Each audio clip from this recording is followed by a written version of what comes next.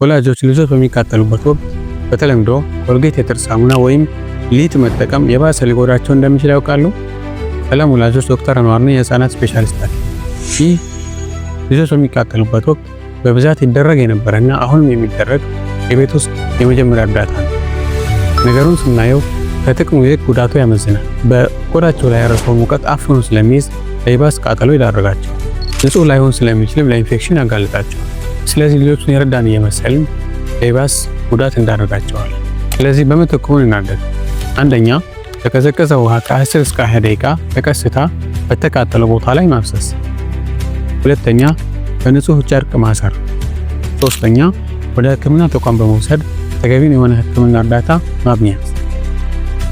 እነዚህና የመሳሰሉትን ከልጆች ጋር የተያያዙ ነጥቦችን ለመመልከት ፎሎ ያድርጉ። መልእክቱ ለሌሎች ወላጆች እንዲደርስ ላይክ፣ ኮፒ ሊንክ እና ሪፖስት ያድርጉ። አመሰግናለሁ።